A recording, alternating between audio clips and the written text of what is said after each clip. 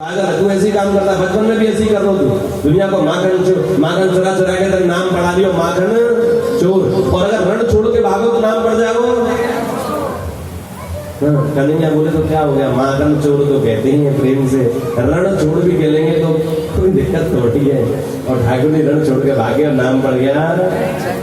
बोलिए रण छोड़ रहा है भगवान की।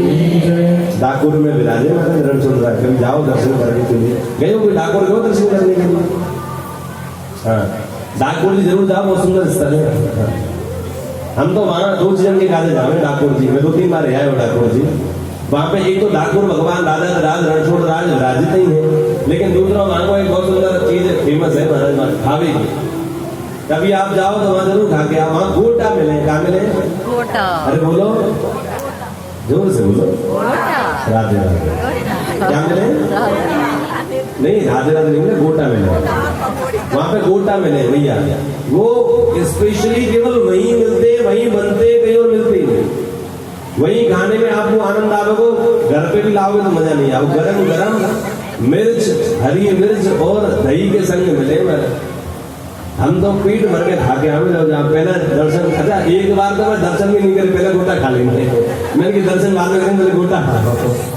वहाँ गोटे की बहुत दुकान है, तो कभी आप जाओ स्पेशल गोटा भी खाने जा सकते हो। ठाकुर जी भी दर्शन हो जाएंगे, लेकिन दर्शन करने जाना गोटे भी मिल जाएंगे, ऐसा भाव रख के जाना।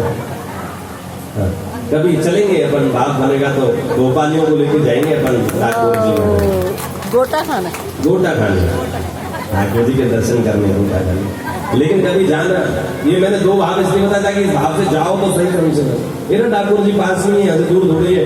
ये वडोदरा से आगे और अहमदाबाद से पहले ठाकुर जी पड़ता है। MP का ही टच है बिल्कुल, रतलाम से उधर ही पड़ता है। आप रतलाम से आगे 150-200 किलोमीटर ही ठाकुर जी है, वहां जाओ। वो रण छोड़ रहा है भगवान का दर्शन बहुत सुंदर, हम 2-3 बार गए वहां दर्शन करने। और अब तो इतना आनंद हो गया, वो गोटा वाला पहचानता हमको ना, उसको मालूम चल गया महाराज जी हैं, पैसे भी नहीं मिलता। एक बार तो क्या हुआ, गोटा खा रहे थे ऊपर, उसको पता नहीं था हम ऊपर खा रहे, और हम भी अच्छा ऊपर इसने पेमेंट भी ले लिया हमारा। और जब नीचे उतरे तो मालिक हमको पहचानता, और जैसे ही उतरे तो वो तो पागल हो गए, अरे महाराज जी आप ऊपर से उतरे, आपने गोटे खा लिए। मैंने कहा भैया खा रहे, आप पहचानते? हम तो बोले हाँ हाँ, हम आपकी कथा सुनते हैं। मैंने कहा बहुत बढ़िया। और हम जाने लगे तो सीधे पता चल गया उसको, पैसे भी तुमने इनसे वापस कर, सारे पैसे भी वापस करें और एक लिफाफा बड़ा वाला भी, अपना दोनों काम से। मैंने कही भैया बहुत बढ़िया महाराज जी, कभी भी आप गोटा सेल्फी और लो। मैंने कही फिर पक्के माने, हाँ महाराज जी कभी भी आप गोटा फिर, तो भैया तुम गोपाली मेरा नाम लेती हो, कभी जाओ तो फ्री पोपट में। प्रेम से बोलो, हाँ तुम भी जा सको, ऐसी तुम भी जाओ, सब जाओ, है ना भैया, तुम भी जाओ गोटा वाला। सुनो मेरा ज्यादा नाम में मत क्यों नहीं सोटा पड़ेंगे। हाँ तुम ज्यादा ही खाया हुआ नुकसान कर सब हो लेना है, छोटा वाला काम नहीं, गोटा खाओ। तो भगवान बन के रणछोड़ रहा है मंदिर में, सुंदर।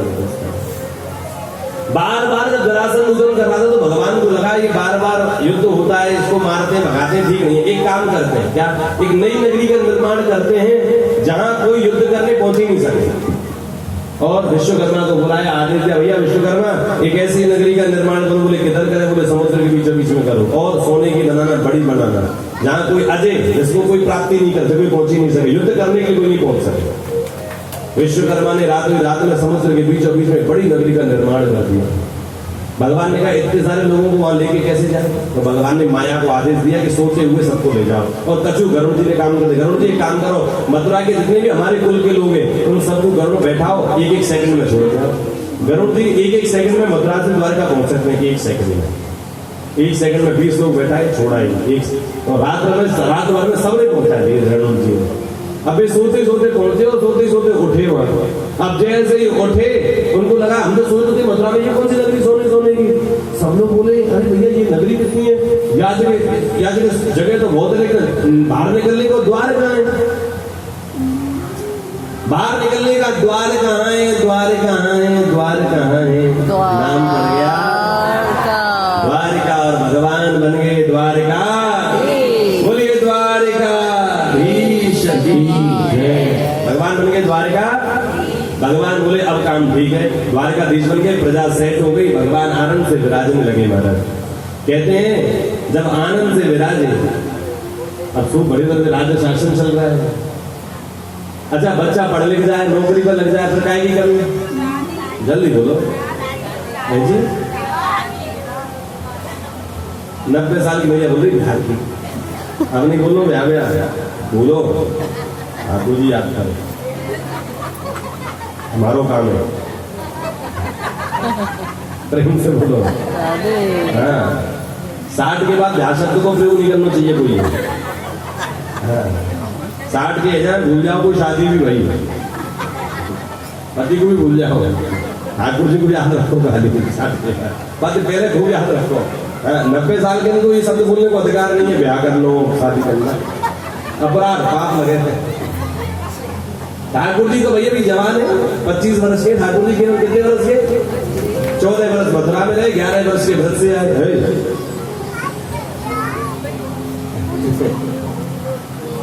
कहते हैं कमी अब वही ये खाली नौकरी लगी, लो राजा बन गए। नारद जी बता रहे हैं और नार से ये भोपाल की खुशखबरी लाल है, सबको खबर पहुंचा रहे हैं। भैया सही है, और चलेगा भैया मुझसे कहते हैं मेरे भी चैनल को प्रमोशन कर दियो करो। भैया और कैसे बताओ, कैसे मुझे मान जाए? आभा क्रिएशन ABHACREATION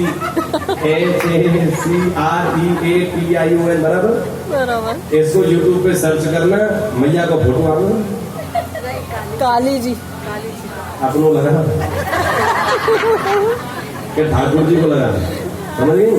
हाँ बाबू भैया सब्सक्राइब करके मैया को ने हौसला बढ़ाओ महाराज, 2-4-10 करोड़ की। वाह वाह वाह वाह भैया मैया 200-400 बढ़ गए। प्रेम से बोलो, हमारी तो कोई जरूरत नहीं, हमारा तो सही चल रहा है। हमारा तो काना कौशिक पे लाइव चल रहा है, वो देख सकते हैं। सब्सक्राइब की इच्छा करे तो करियो, नहीं कोई दिक्कत नहीं। अपना तो ठाकुर जी कृपा से कोई वैसी इच्छा है नहीं, बस सबको दर्शक। लाइव में भी बहुत सारे हजारों लोग इस कथा को देखते हैं, और आप भी एक बार में कथा समझ में नहीं आती, इसलिए जो जिन लोगों के कुछ भाव रह गए हो तो वो शुरू से लाइव है काना कौशिक पेज पे, तो आप वहां जाकर के पूरी कथा लाइव, और आगे की भी कथाएं उस पर आती है, पिछली 5-7 कथाएं करके वो सब लाइव है, उनका भी दर्शन आपको। हर कथा में अलग अलग भाव हमने दिए, इसमें सुनना। अब देखो हमारी संध्या मैया बैठी है, मैया आपके यहाँ कूलार में भी हम कथा करके आए, ये कथा और उस कथा में अंतर क्या है? बोलो अंतर है कि नहीं? टोटली हमने सुनी, मैया यहाँ आ रही है, उनको अलग कथा सुना। अगली बार इधर आएंगे कुछ अलग कथा लेकर के आएंगे। ठाकुर जी का विवाह की चर्चा है। नारद मुनि पधारे, नारद जी ने पूरे के पूरे द्वारिका का दर्शन किया, और द्वारिका का जब दर्शन किया, नारद जी से बोले भगवान द्वारिका देखा है? हाँ हाँ प्रभु अच्छी है। बोले हाँ कोई कमी तो नहीं है? बोले प्रभु आप जाने वहां कैसी कमी? बोले नहीं नहीं फिर भी कोई कमी हो तो बताओ। नारद जी बोले कोई, अरे देखो तो सही ढंग से। नारद जी बोले बार बार प्रेशराइज करो तो बता देते हैं। क्या? द्वारिका में खूब आनंद है, राजा भी बहुत अच्छे, लेकिन रानी नहीं है। बिना रानी के क्या द्वारिका? भगवान बोले ये तो कहना चाह रहे हैं कि आप सेटिंग बढ़ाओ इधर। नारद जी आप ही इधर से उधर करते हो, कुछ करो। नारद जी बोले प्रभु आप तो नारायण है, और नारायण का विवाह तो किसके साथ में होता है? लक्ष्मी के साथ में। मैं ढूंढता हूँ लक्ष्मी कौन है। 2 दिन का समय दो मुझे, दिया। 2 दिन बाद भगवान कृष्ण के पास नारद जी वापस आए, पूछ के आए, जानकारी करके आए। बोले जी प्रभु कौन है? बोले प्रभु आप नारायण हैं, और इस संसार में अगर लक्ष्मी स्वरूपा कोई है तो केवल एक है। कौन? राजा भीष्म की पुत्री रुक्मिणी, तो साक्षात लक्ष्मी स्वरूपा। लेकिन दोनों में गड़बड़ है। क्या गड़बड़ है? बोले उसका भाई बड़ा नालायक है, उसका भाई रुक्मी वो बड़ा नालायक है, और उसने अपनी बहन का रिश्ता जो है वो तय कर दिया शिशुपाल के साथ, दुष्ट के साथ। लेकिन प्रभु मैं इतनी भी जानकारी लेकर के आया हूँ कि वो शिशुपाल के साथ विवाह करना चाहती, तो भगवान ने कहा नहीं चाहिए, फिर व्यवस्था बनाओ, करता। नारद जी सीधे पहुंचे माता रुक्मिणी के पास में, सीधे ही पहुंचे। माता रुक्मिणी उस समय बेचारी जो है लड्डू बना रही थी, और जैसे ही पहुंचे नारायण नारायण, कैसे पहुंचे? ऐसे हाथी पर करो, कैसे करो? नारायण हाँ, ओ वाह, ये कितने नारद मुनि, नारायण नारायण। जैसे ही आके देखे रुक्मिणी मैया बोली आइए नारद जी पधारिए। हाँ लड्डू खाने के लिए नारद ने लड्डू खाए। जैसे लड्डू खाए, नारद जी बोले भैया आपने लड्डू बहुत अच्छे बनाए, हाँ, बहुत अच्छी बात है, लेकिन भैया हमने जो सुना है क्या वो सच है? क्या सुना आपने? भैया हमने सुना है कि आप शिशुपाल के साथ शादी कर रहे हैं। तुरंत रुक्मणी जी के नेत्रों में अश्रु आ गए। नारद जी मैं क्या बताऊं, मेरी तो बिल्कुल भी इच्छा नहीं है, लेकिन भाई का बहुत ज्यादा प्रेशर। उसने बोल दिया है स्वयंवर में बहुत लोग आएंगे, लेकिन तुमको माला शिशुपाल के गले में डालनी है। लेकिन मैं तुम्हें सही बताऊं, मैं शिशुपाल के साथ विवाह नहीं करना चाहता। नारद जी ने कहा भैया मैं भी यही चाहता हूँ। शिशुपाल, आप शिशुपाल तो दुष्ट है, आपकी योग्य ही नहीं है किसी प्रकार से। माँ आप लक्ष्मी है, और लक्ष्मी का विवाह तो केवल नारायण के साथ ही होता है। और माँ मैं पूरी जानकारी करके आ गया हूँ, आपके योग्य नारायण स्वरूप इस सृष्टि पर अगर कोई मौजूद है तो वो केवल एक है, द्वारकाधीश श्री। श्रुत्वा गुणान भुवन सुंदरम ते। मालूम है इतने गुणों का वर्णन किया देवर्षि नारद ने भगवान श्री कृष्ण का बचपन से लेकर के और द्वारकाधीश बनने तक सारे गुणों का वर्णन कर दिया। ऐसे ठाकुर कहते केवल गुणों को सुनकर के ही रुक्मणी मैया ने कृष्ण को पति ही मान लिया। अब तो विवाह करूंगी, इनसे करूंगी, वरना करूंगी नहीं। लेकिन वो तो मेरे को जानते नहीं, वो मुझसे करेंगे कि नहीं करेंगे। मेरी बात वहां तक तो पहुंचे, कैसे पहुंचेगी? नारद जी ने कहा लिख दो। क्या पत्र? क्या लिख दो? अरे जल्दी बोलो, कौन सा? अच्छा भैया 90 साल में ये भी नहीं बोलते। 90 साल में ये प्रेम पत्र भी नहीं है।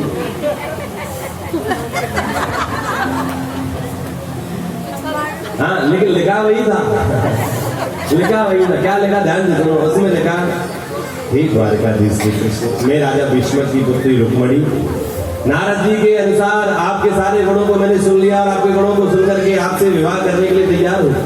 लेकिन प्रभु मेरा भाई जो है रुक्मी, वो मेरा विवाह जबरदस्ती शिशुपाल के साथ नहीं करना चाहता, लेकिन मैं उसके साथ विवाह नहीं करना चाहती। विवाह करूंगी तो केवल आपसे करूंगी, वरना जहर खा करके मर जाऊंगी। और अगर आप भी हमसे विवाह करना चाहते हो तो कोमा लिखेंगे ना, कोमा नीचे एक स्टार बनाया, नोट विशेष, उस पर लिखा है अगर आप भी हमसे विवाह करना चाहते हैं तो कल मैं माता गौरी का पूजन करने के लिए घर से बाहर निकलूंगी। यही एकमात्र मौका है आपके पास, अन्यथा दूसरा कोई मौका नहीं है। अगर आप भी हमसे विवाह करना चाहें तो आ जाना। बता देते ना कल घर मिलेंगे, ऐसे करके पूरा लिख के दे रही कि कल वहां देख लेना, अगर हो जाए तो फिर दूसरा मौका नहीं है। नारद जी जाके, नारद जी ने बोला मैं नहीं जाऊंगा, तो किसी ब्राह्मण को भेज दो। बोले क्यों? बोले भगवान के द्वार पर जब वो जाता है तो समय लग जाता है उनसे मिलने के लिए, लेकिन भगवान ब्राह्मणों से मिलने में देरी करते हैं। इसलिए तुम्हारी बात 4 दिन बाद पहुंचेगी तो क्या फायदा? तुरंत कब पहुंचेगी? ब्राह्मण गया, रुक्मणी ने सुंदर ब्राह्मण बुलाया, उसको पत्र दिया, दान दक्षिणा दी, बोले जाके तुरंत पहुंचाओ। सीधे जाके द्वारकाधीश को निमंत्रण दिया। द्वारकाधीश ने पूरा प्रेम पत्र पढ़ लिया, मतलब चिट्ठी वो पूरा पढ़ लिया। भगवान बोले चलो हमारे पास निमंत्रण आ चुका, कोई टेंशन है नहीं। और कहते हैं भगवान ने अपने रथ को सजाया, और जैसे रथ को सजाया, रथ में फूल बांध रहे हैं, इत्र छिड़क रहे हैं, साफ सफाई कर रहे हैं, क्यों लेके आएंगे ना वहां से। अच्छा बलदाऊ भैया आ गए। छोटे भैया के जीवन में कछुआ आवे तो बड़े भैया टांग खींचे ही है, हाँ की ना? अरे बोलो। बलदाऊ भैया बोले लाला ये कहाँ की जाने की तैयारी नहीं बेटा? अब उनको कैसे बता, मैं किधर जा रहे हैं, बोले भी जा रहे हैं, वो बता सकते भैया कहीं नहीं जा रहे, हम तो इधर ही जा रहे हैं। अरे हमको मालूम है काय को सजा रहा रहता है, ठीक है चलो जाओ। अच्छा बलदाऊ भैया जान रहे जहाँ जा रहा है वहां थोड़ा युद्ध के चर्चे, भाई किसी की छोरी भगा के ले तो वहां युद्ध हो सकता है, हाँ की ना? अरे बोलो हो सकता है कि नहीं? भैया का काम क्या है कि युद्ध की तैयारी करो। बलदाऊ भैया ने सेना तैयार कर ली, अगर युद्ध की संभावना हुई तो युद्ध भी करेंगे। इधर कन्हैया जा रहे हैं, ध्यान से सुनो। रुक्मणी मैया जो है वो अपनी सखियन के संग में माता गौरी का पूजन करने के लिए जा रही है, और माता गौरी का पूजन करने के लिए समस्त सखियों के झुंड के साथ में चली है। और जैसे ही जाकर के माता गौरी के मंदिर पहुंची, माता गौरी के मंदिर पहुंच करके प्रणाम करने लगी। माता गौरी से मनी मन करने लगी, माँ गौरी जैसे आपको भगवान शिव प्राप्त हुए, भगवान शिव की कृपा से समस्त कन्याओं को सुंदर वर प्राप्त होते हैं, इसलिए हमारा भी वर आप ही चुने। मैंने मनी मन कृष्ण को ही वचन वर चुन लिया है, अब आप भी हमको आशीर्वाद दें। और जैसे ये सब प्रणाम किया, माता गौरी के गले से माला टूटी और सीधे ही रुक्मणी मैया के गले में जाकर के गिर गई। मानो माता गौरी ने आशीर्वाद दिया, चिंता नहीं कर, निकल चुके आ ही रहे हैं लेने के लिए, चिंता नहीं करना। और कहते हैं इधर माता रुक्मणी जी जो हैं वो चली हैं